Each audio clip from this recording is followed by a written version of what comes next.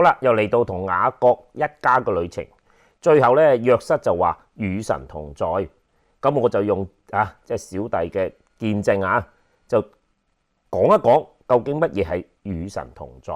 嗱，提一提大家先因為咧有個都幾重點嘅咧，就係其實神咧係你信唔信佢都同在嘅，係啦，係爭在你知唔知神與你同在啫。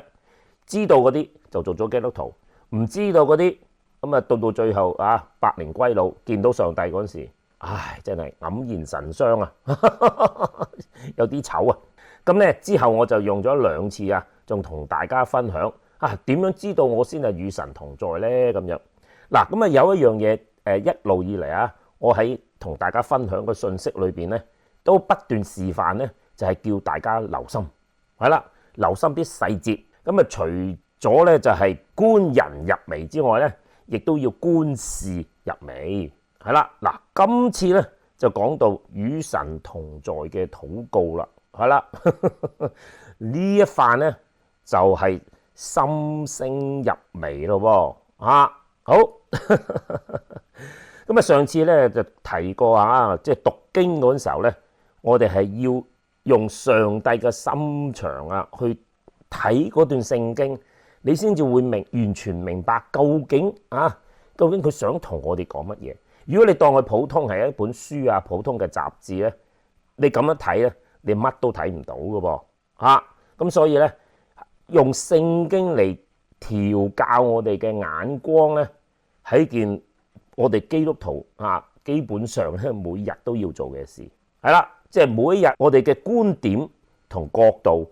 係啦，要調節一下，點樣用呢個觀點同角度睇我哋自己嘅生命亦都睇埋聖經，相對有個對照喎咁就變咗聖經咧，就會俾到我哋一啲提示啦、提點咁等我哋做人咧就擘大對眼留心啲細節，睇下上帝有冇喺我哋面前擺定啲路牌向左走咁樣。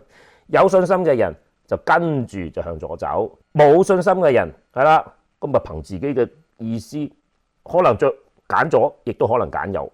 大膽講句，佢通常都係揀右嘅。上帝揀嗰條路咧，一般人係唔會揀嘅。咁遲啲再講啦嗱，咁讀經咧就係有規範嘅，一步步咁樣去將個聖經解釋出嚟，係啦，似啲咩咧似我哋咧彈琴嗰時候咧，有時我哋練琴咧會練哆唻咪發嗦咁樣嘅咁呢度練我哋練 scale 但係嗰啲唔係音樂嚟嘅噃嗰個只係一個規範，等我哋去練習。到我哋純熟啦，咁我哋就開始彈奏唔同嘅樂章咯亦都可能自己作曲作詞寫咗隻歌仔出嚟啦。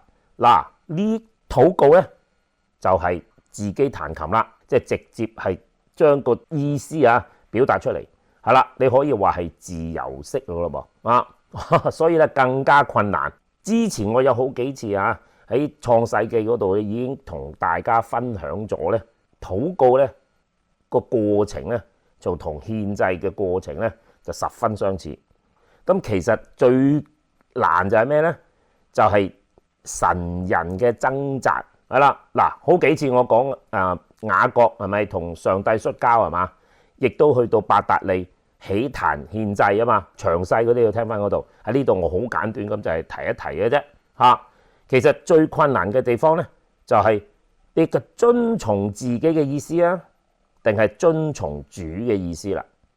嗱，喺呢一度咧，我可以話俾你聽，即係大大小小，你去到入微呢個地步嘅話咧，你係十分掙扎嘅，絕對唔容易。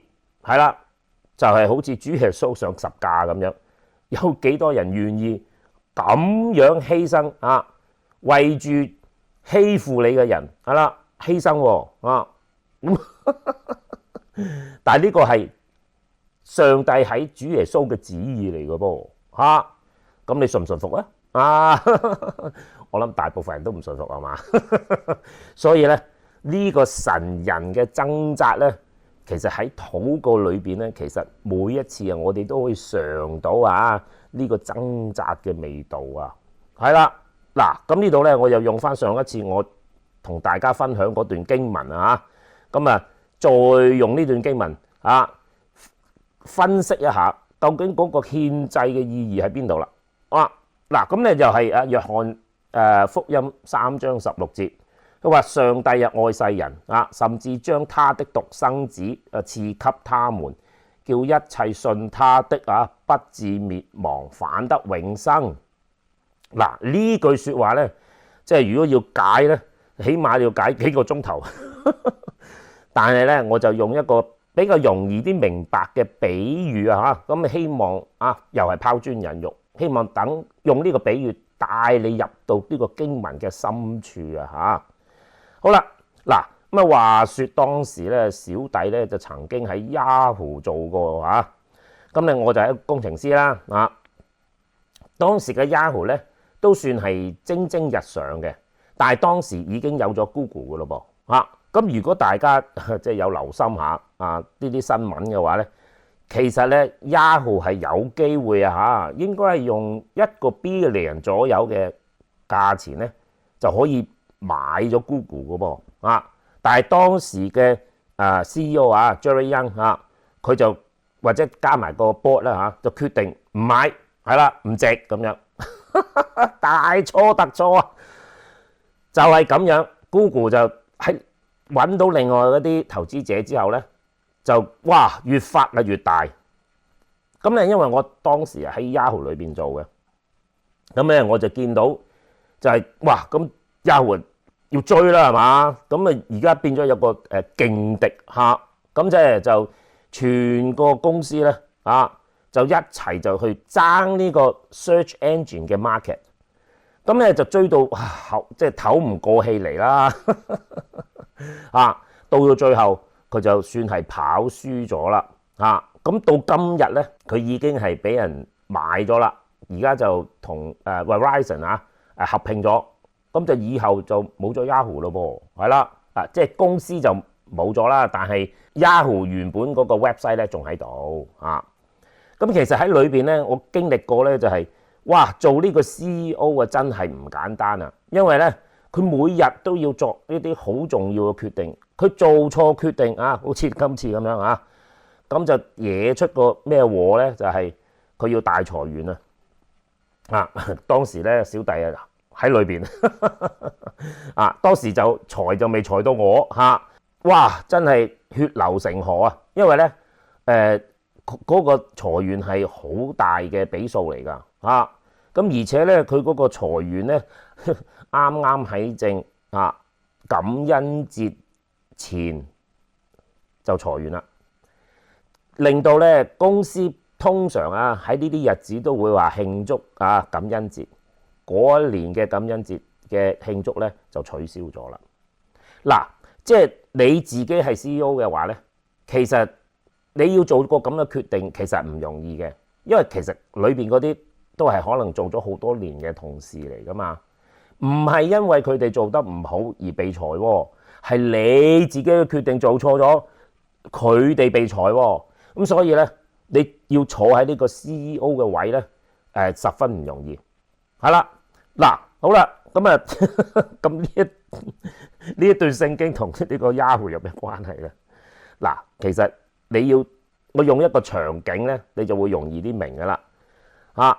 咁頭先讀嗰段聖經咧，其實你要當你自己係一個董事會裏邊，同埋嗰個 CEO 總裁一齊開會，係啦，禱告咧就係嗰個會啦。嗱，咁我而家解俾你聽咯喎 ，OK？ 係啦，嗱。即係我諗唔知大家有對呢啲董事會有幾多認識啦？喺度提一提啦。嗱，咁其實就Jerry Yang 即係呢個 CEO 就 founder 嚟啦嚇。咁佢係籌集資金，佢自己冇錢噶嘛，佢籌集資金就等佢做呢門生意噶嘛。咁嗰啲投資者咧，尤其是嗰啲大嘅投資者咧，通常咧都會入董事局因為點解咧？佢要睇住你點樣做生意啊嘛。個董事局咧就係得兩個基本職能嘅啫，請總裁或者係炒嗰個總裁嘅啫。呢個係兩個最大嘅決定。基本上平常間公司係點樣做嘅咧，係個總裁話事嘅，係啦。咁所以咧，去到嗰時咧就係啲投資者基本上就係同嗰個總裁一齊傾偈。喂，呢排生意點啊？咁如果你咁你零零頭啊，咁你就慘啊你。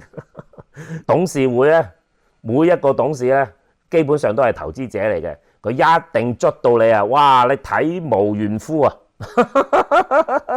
你諗下當時啊，如果係 Jerry Yang 嘅話，佢喺嗰個 board 裏邊係嘛？哇，真係流晒汗啊！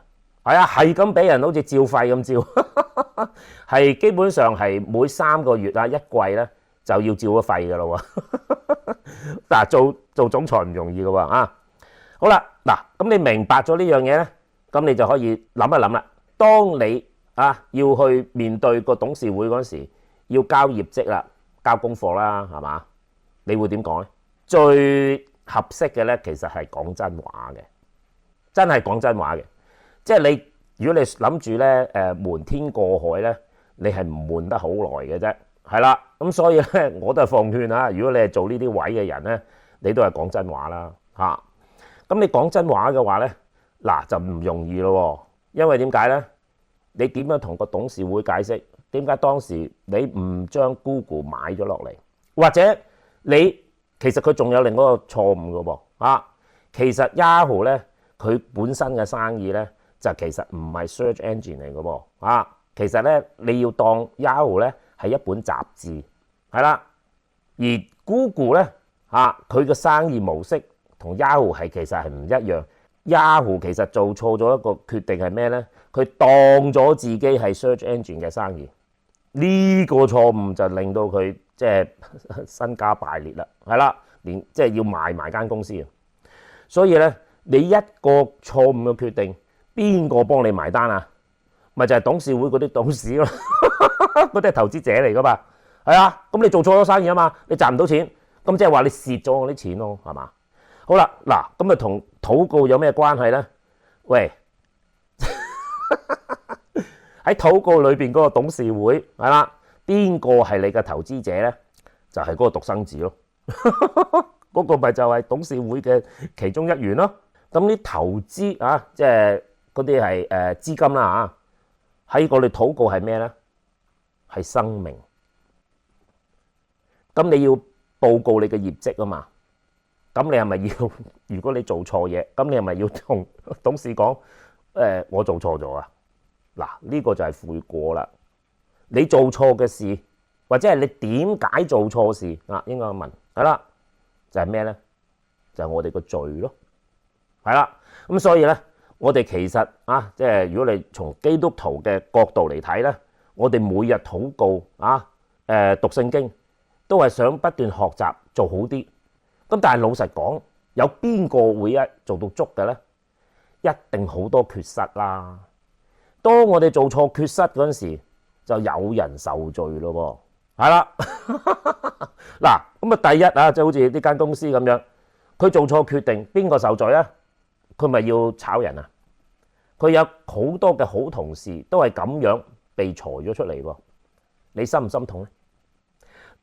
即係我哋做錯嘅事。我哋冇事啊！你喺上邊做決定嗰啲，即係好似講一句咁就算數係嘛？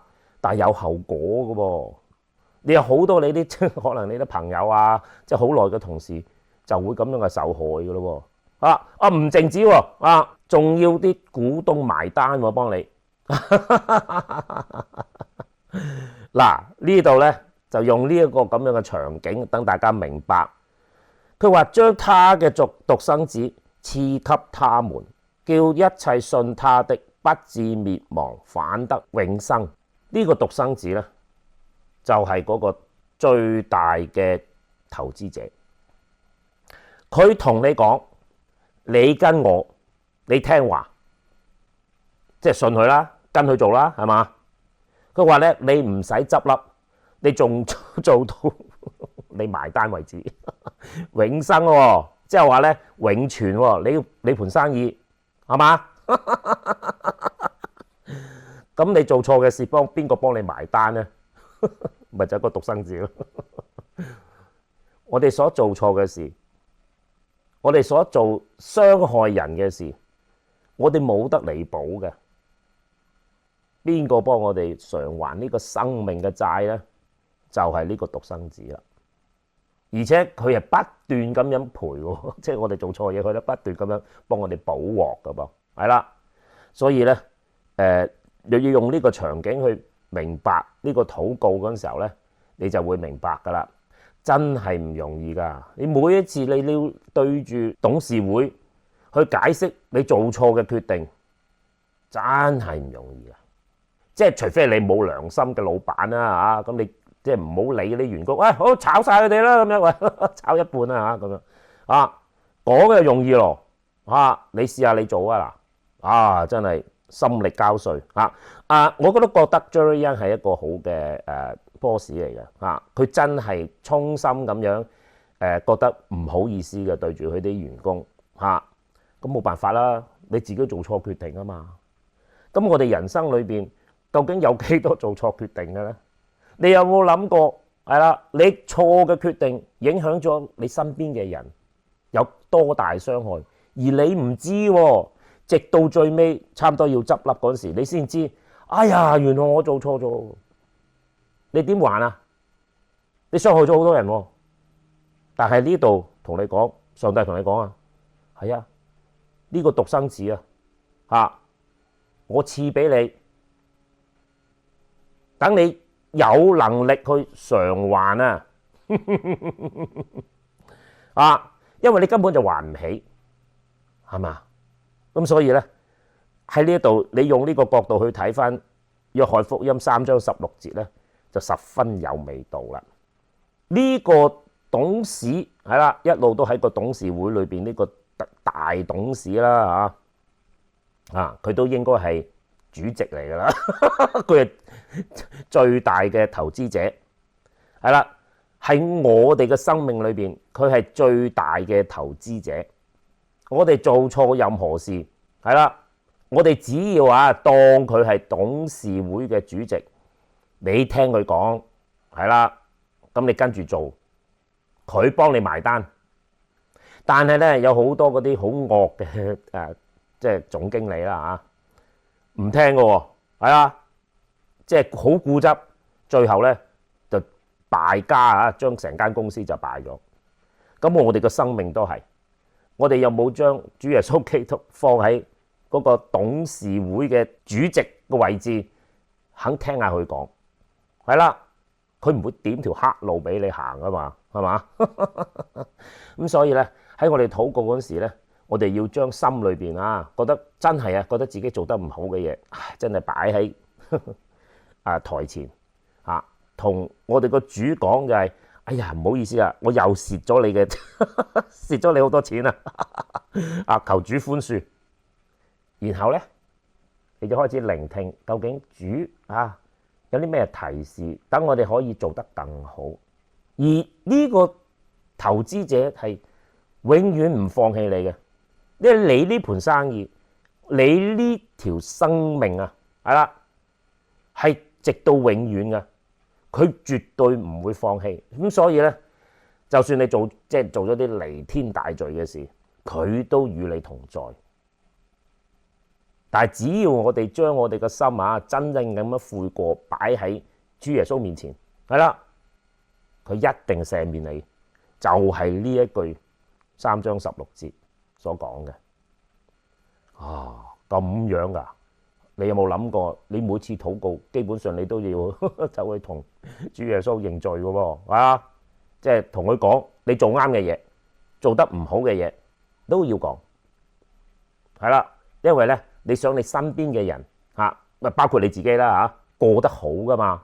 再問深一句，主究竟點解要我哋咁樣不斷去嘅生命提升咧因為咧你發現原來呢盤生意咧，即係同上帝一齊做生意咧，即係管理自己嘅生命咧，哇！原來好開心嘅喎，好好玩嘅正正日常，唔係靜止添啊！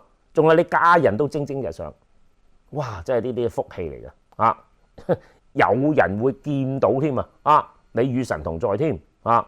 究竟上帝想做咩呢？佢想你做埋嗰個投資者，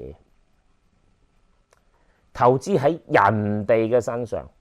當人哋做咗啲傷害你嘅事嗰陣時，你饒恕佢，因為點解咧？點解你可以饒恕人？你都知道自己做得唔好，每次都係上帝幫你執手尾。咁人哋做錯咗啲嘢，咪放過去咯，濕碎嘅事係咪啊？咁所以咧，上帝呢盤生意咧，就係佢投資喺你身上。然後等你富足之後，就投資喺人哋嘅身上，就好似嗰次係嘛，我咪有個衰人係嘛，即係跣我之後咧，就炒埋我添啊，係嘛，係咯，饒恕佢，因為咧佢擺明啦，已經知道啦，嗰個人係上帝特登擺喺嗰度嘅，係啦，你唔好當嗰件事係佢特登針對你。咁你要管理好你個生命，你要當嗰啲係主俾你嘅，唔係你自己嘅，咁咧你就容易放過人啦。咁所以咧，呢個生命嘅栽培啊，生命嘅投資啊，上帝將佢投資咗喺你嘅生命上面。哇！呢盤生意你做成點啊？你有冇去走去同上帝講一講嘅報告下你嘅業績啊？係啊。係啦，咁你要同佢數一數啊，就我饒恕咗幾多人啊？你又要講係啦，我又傷害咗幾多人？唉，真係同主交賬。哦，咁樣啊，上帝同你講啊，阿仔，係啦，不如你咁樣咧。嗱，呢個咧就係喺我哋禱告裏邊最後我哋想求嘅嘢。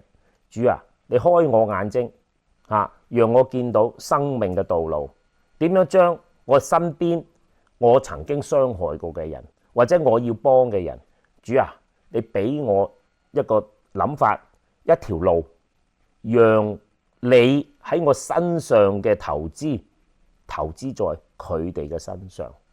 我哋咧就願佢哋得到嘅益處咧，就榮耀就歸俾我哋嘅天父，因為佢係我哋最大嘅投資者啊！